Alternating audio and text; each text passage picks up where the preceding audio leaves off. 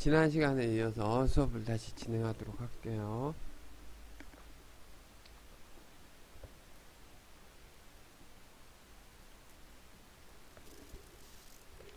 자, 이번 주는 원래 중간고사 기간인데 지금 그 대면 수업을 할 수가 없어서 그 중간고사는 대면 이후에 하기로 했으니까 이번 주에는 내가 숙제를 하나 냈어요. 그 뭐지, LMS에 들어가면 숙제가 있을 테니까 숙제하도록 하고, 요번 3상 6피크 설명으로 이번 주는 추가적인 강의는 없을 거고 학생들이 숙제를 내서 LMS에 다 올리도록 해요. 자, 여기 보면은 지난번에 3상 6피크에 출력 파형이 이렇게 나온다고 지난 시간에 여기까지 했었죠. 이렇게 그러면은 X선과 양단에 걸리는 전압은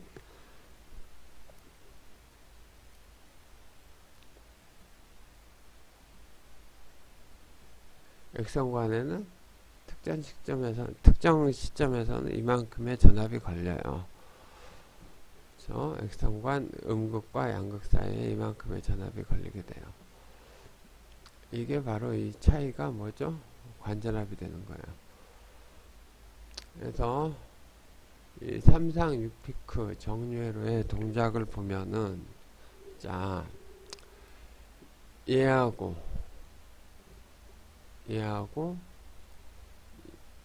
세 개의 파형이 여기 1, 2, 3이에요.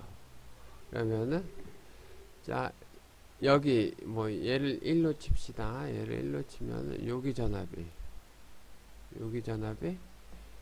이렇게 1번 파형처럼 이렇게 방금 전에 마킹한 지점에 이 파형이 계속 이렇게 변화하면서 전압이 걸리게 되고, 예를 들어 뭐 2번 파형이 뭐 여기 있는 거다. 그러면 이 위치에 2번 파형이 계속 이제 지속적으로 이렇게 변화하는 교류 전압이 걸려요. 그 다음에 3번 위치에는 이 3번과 같은 파형이 걸리게 되는데, 그럼 자, 그 다이오드를 통과해서 이 X선관의 전압이 이와 같이 형성이 되는데, 이와 같이 이런 식으로 형성이 되는데, 그 내용을 보면은, 자, 이게 이렇게 세 개의 서로 다른 파형이 어떻게 정류가 되느냐, 이걸 살펴보면은, 자, 이때는 이제 학생들이 이해하기 쉽게 하기 위해서 그 특정 시점을 얘기를 해줘야 돼요. 특정 시점을. 자, 보면은, 자, 이게 제일 큰 시점. 자, 이 시간에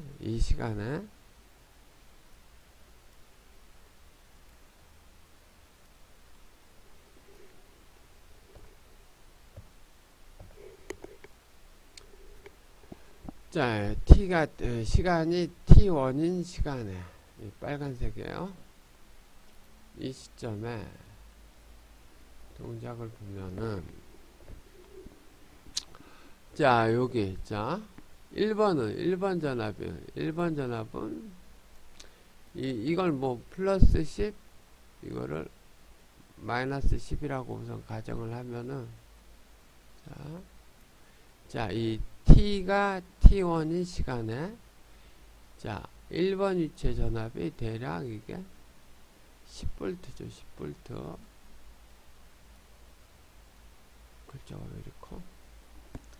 그 다음에 1번 전압은 10V, 2번 전압은 이렇게 되니까 마이너스 한 5, 아니다, 6이니까 2번 전압은 한 마이너스 한 3V 정도 되겠죠.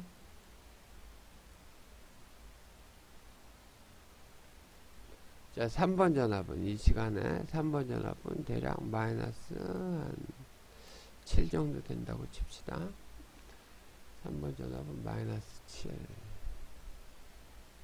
이렇게 삼성은 이제 학생들이 직관적으로 보기 좀 어려우니까 이렇게 내가 숫자를 대입해서 지금 설명을 하고 있는 거예요. 자, 그러면은 자, 지난번에 이 다이오드는 항상 동작하기 위해서는 이쪽이 플러스고 이쪽이 마이너스여야 된다 그랬죠. 이 플러스 마이너스는 그 상대적으로 전압이 이쪽이 높을 때 라는 얘기로 생각을 하면 돼요. 이 다이오드의 그 에노드 쪽, 이쪽 에노드 쪽이 전압이 높을 때를 그냥 플러스 마이너스 이렇게 표기한다고 생각을 하면 돼요. 그러면 이때 전류가 이렇게 흐르죠. 전류가 이렇게 다이오드가 거의 저항이 없이 이렇게 전류가 이렇게 흘려 보내져요. 이 경우에만. 반대로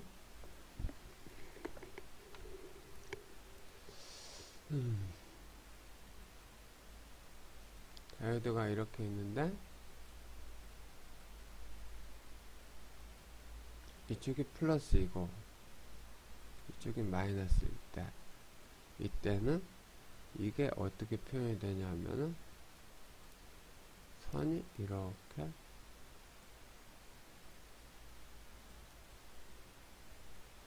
이렇게 끊어져 있는 것과 똑같은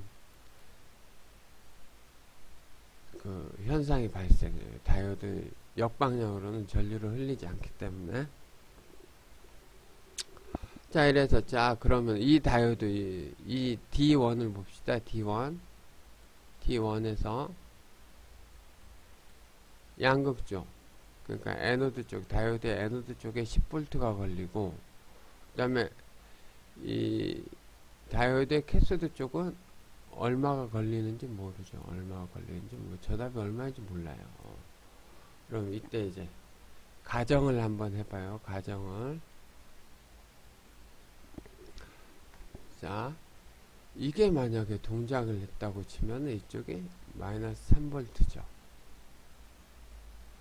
이 다이오드가 동작을 했다고 치면은 이 다이오드가 이 순간에 10V일 때 이 다이오드가 이 순간에 동작을 했다고 치면은 마이너스 7V예요. 그쵸? 뭐가 됐든 이 경우가 됐든 이 경우가 됐든 자, 다이오드 D1은 에노드 쪽이 10V고 캐소드 쪽이 마이너스 3이나 마이너스 7이잖아요. 그럼 자, 요 조건이 형성이 되죠. 이 다이오드 D1은 이쪽이 에너지 쪽이 높으니까 전압이. 그럼 이 다이오드 1은 이 순간에 이렇게 동작을 해요. 이렇게. 자, 이 경우에 대해서 아래쪽은 이렇게 되지만은 이 경우는 어떻게 되냐면은 두 개의 선이 이렇게 전선으로 이어진 것과 똑같아져요. 그럼 여기가 동작을 해. 그러면은 자, 여기 전압은 요거 두 개는 잊어버려요. 뭐가 됐든 이게 제일 높으니까 이게 전선이 연결되어 있으니까 이 전압은 실제하는 거죠. 실존하는 거기 때문에 여기 전압은 이제 10V가 돼요. 10V가. 여기 전압은 10V가 돼. 그 다음에 여기, 자, 얘네는, 봐봐요. 자, 여기 보면, 자, 얘네는, 자, 이게 통전되면은 여기가 10V가 돼버리죠. 10V가 되니까, 이 지점이 10V가 되니까, 얘랑 얘는 당연히 이 캐소드 쪽에 전압이 높기 때문에 얘랑 얘는 당연히 동작을 안 하죠. 그런 다음에 이쪽이 10V가 걸리고, 자, 그럼 이 아래쪽 다이오드를 봅시다. 아래쪽 다이오드를 보면은 자, 캐소드 쪽이 이쪽은 자 D4 입장에서 보면 캐소드 쪽이 10V. 10V. 그럼 당연히 지금 가장 높은 전압이 걸려있기 때문에 이쪽은, 이 다이오드는 동작을 안 해요. 그쵸? 자, 캐스드 쪽이, D5에서는 캐스드 쪽이 마이너스 3V야. D6 쪽은 마이너스 7V, 이렇게. 그러면 이제 다시 얘기를 하면은, 우리가 위에서 가정을 이렇게 했잖아요. 위에서 가정을 이렇게 했잖아요. 그러면은 만약에 이게 10V이면, 이쪽이 10V이면은 얘는 무조건 동작을 안 하고, 이게 마이너스 3V, 이게 마이너스 7V다. 이러면은 봐봐요. 자, 전압은 이렇게 보면은 다이오드가 여기 전압이 얼마인지 모르는 상태에서 이쪽 다이오드가 반대쪽이 마이너스 7V다. 이러면 어때요? 이쪽이 켜질 확률이 더 높겠죠. 이쪽보다는. 가령 이게 켜졌다. 이게 켜졌다고 가정해봐요. 내가 이때는 이게 켜졌다. 이게 동작을 했다. 이게 동작을 했다. 그러면 자, 여기가 마이너스 7이 되죠. 그렇지. 그러면은 여기는 예를 들어 이쪽 전압이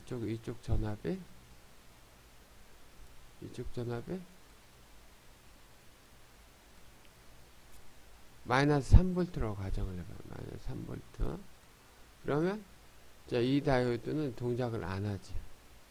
전압이 같으니까. 그쵸? 그 다음에 이쪽 전압이 10V다.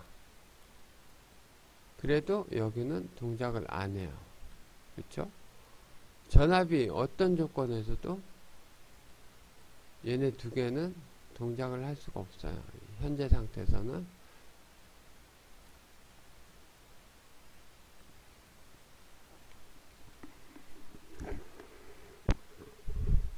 그래서 이때 이 아래쪽은 마이너스 7V인 이쪽 다이오드 D6가 동작을 해요.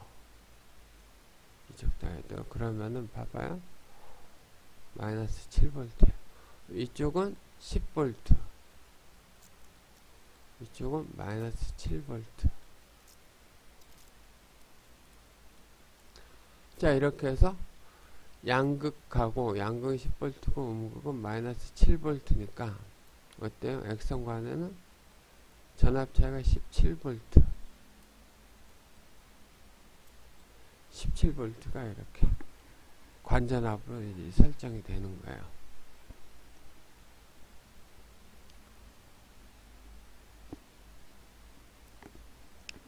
그래서 학생들이 이 부분을 항상 헷갈려 하는데, 만약 이게 동작이 됐을 때, 동작이 됐다고 가정하고, 그쵸? 이게 10V야. 그쵸? 이쪽이 10V야. 그러면 당연히 이쪽은 10보다 높아야지만 동작을 하잖아요. 그쵸? 그 다음에 이게 동작을 했다고 가정하면 이게 마이너스 3V니까 이게 마이너스 3보다 이쪽이 높아야 되고, 이쪽이 마이너스 7V다. 그러면 이쪽에 동작을 해야 되는데, 자, 다이오드는 동작을 할 때 이게 10V다. 이쪽 편 10V다. 그러면 결국은 다이오드는 이쪽 전압이 더 높은 상황이기 때문에 이쪽으로 전류가 흐르면서 이쪽도 10V가 따라 걸려요. 그러면은 자, 요것들을 적용해서 다시 설명하면은, 자, 이쪽이 10V다. 그럼 이쪽이 10V가 되는 거예요. 이게 다이오드 D4가 동작을 했을 때 10V가 돼. 그럼, 자, 얘는 동작 안 하고, 자, 얘는 동작하고죠.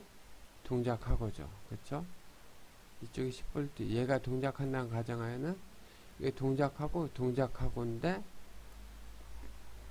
그러면은, 자, 요 전압이, 요 아래쪽 전압이 요 위로 올라와 버려요. 여기서 같이, 요 얘처럼 아래쪽 전압이 위로 올라오니까 여기가 마이너스 3V야. 그러면은, 자, 얘는 동작을 못하게 되죠, 이제. 예를 들어, 얘가 마이너스 7V다. 그럼 얘가 동작했다고 가정하면 지금 마이너스 7V야. 그러면은 얘도 당연히 동작을 안 하게 돼요. 물론 앞에 것도 물론 동작을 안 하고. 항상 이제 염두에 둬야 될 게 에너지 쪽이 전압이 높고 그 결과물이 이런 식으로 전달이 되기 때문에 이 세 가지 경우에 대해서 다 전압값을 대입하고 반드시 동작을 하는 조건 하나만 찾아내면 돼요. 이렇게 해서 양극에는 10V가 걸리고 음극에는 마이너스 7V가 걸리게 되는데, 그래서 이 양극엔 이전압이 걸리는 거고 음극에는 이전압이 걸리는 거예요. 이전압이. 자, 이 그림에서 보면은 앞서 이제 다이오드의 동작도 이제 설명을 했지만 그림에서 보면은 양극은 항상 뭐가 되냐면 제일 1번, 2번, 3번 이 전압 중에 가장 높은 애만 양극으로 전달이 돼요. 그래서 아까 그렸던 이 그림이 양극 전압이 되는 거예요. 양극 전압. 이 그림이 양극 전압이 되는 거고. 자, 반대로 이제 음극 쪽은 이 세 개의 전압 중에 여기 1상, 2상, 3상 중에 세 개의 전압 중에 가장 낮은 애들이 이렇게 붙게 돼요. 가장 낮은 애들이. 그래서 음극 쪽은 이 세 개의 파형 중에 가장 낮은 값들. 이것들이죠. 가장 낮은 값들. 이것들이 이 파형이 항상 음극에 도달하게 돼요. 이 파형이.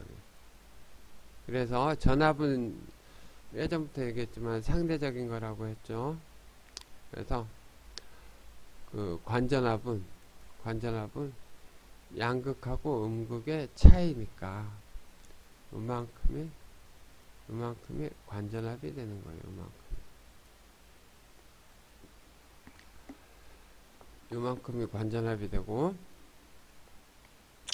그래서 결과파형은 자, 얘하고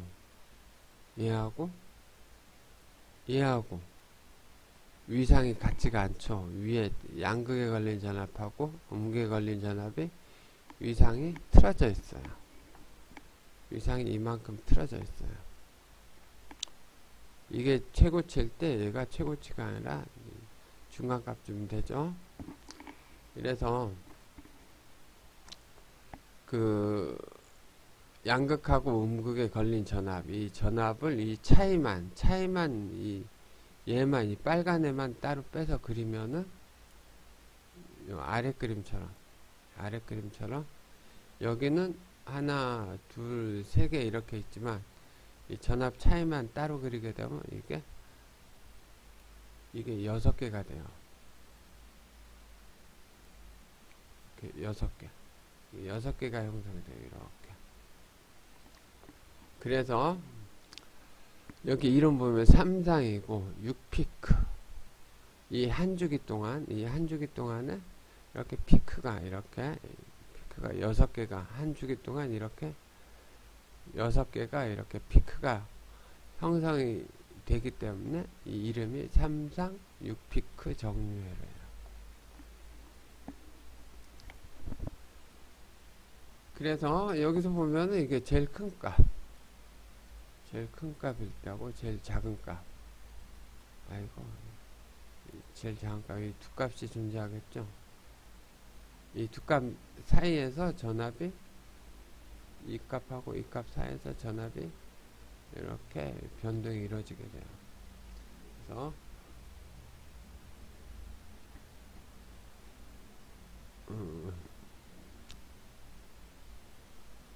관전압 리플 백분율은 이거예요. Vmax 분의 Vmax 빼기 Vmin에서 요값 빼기 요값이에요. 그래서 이걸 보면은, 자, 이게 2분의 파일 때, 위상이 2분의 파일 때 이 최대값이 만들어져요. 최대값.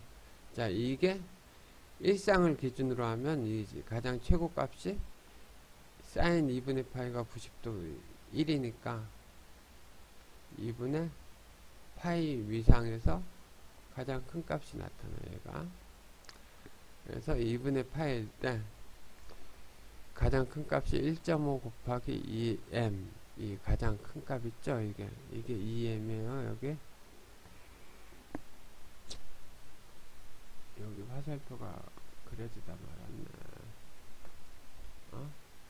이게 아니라, 자, 2m은 어느 값이냐면 여기서부터 여기 값, 여기서부터 여기 값이 2m이고, 근데 지금 저기서는 왜 루트 3 2m이라고 되어 있냐면, 이거는 여기서는 이제 선전압을 나타내는 거죠.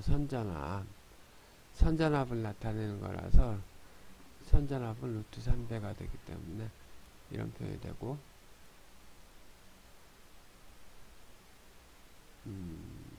잠깐만. 내가 조금 헷갈렸네. 자, 가장 큰 값이 위치하는 지점이, 3분의 2파이니까, 위상이 120도인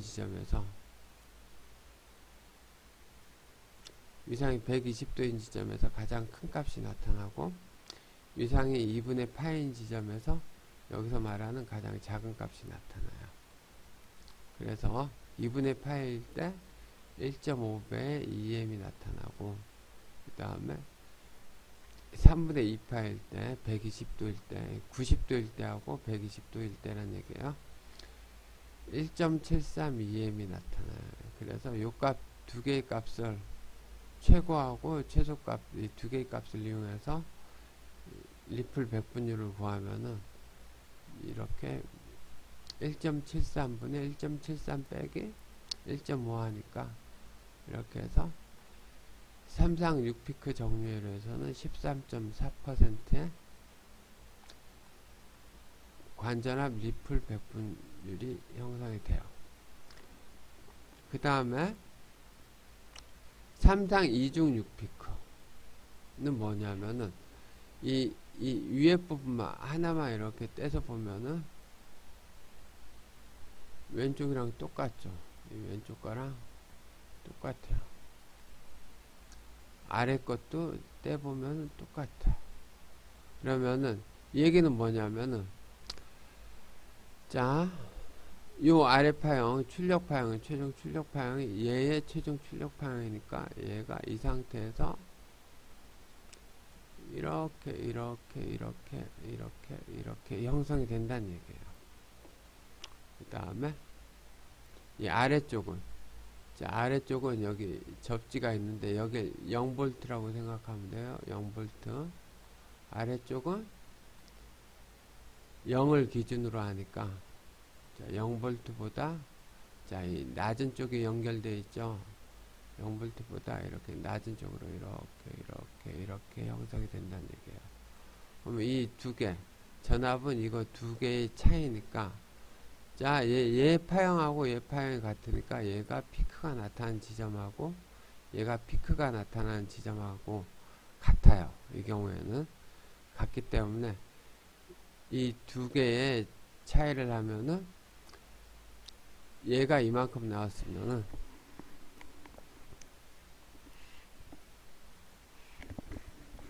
자, 액선 관전압은 이거에 이렇게 2배 되는 위치에서 이렇게 6개, 얘랑 이제 피크 갖다 붙이고 이런 식으로 이제 관전압이 형성이 돼요. 그래서 얘는 얘보다 전압이 2배가 더 걸리게 되는 거예요.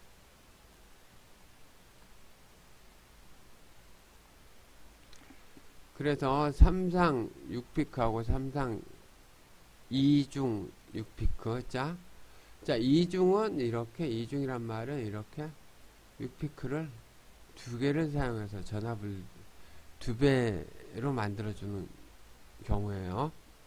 그래서 삼상 6피크하고 삼상 2중 6피크 간에는 이렇게 전압이 두 배가 더 형성이 돼요. 그래서 이중이란 말은 이 두 개고, 그 다음에 위상이 얘의 출력 전압하고 얘의 출력 전압이 위상이 같기 때문에 주파수는 변하지 않아요. 이렇게 얘처럼 피크 개수가 변하지 않아요. 그래서 이때도 6피크예요. 6피크. 이 경우에도 6피크가 형성이 되고,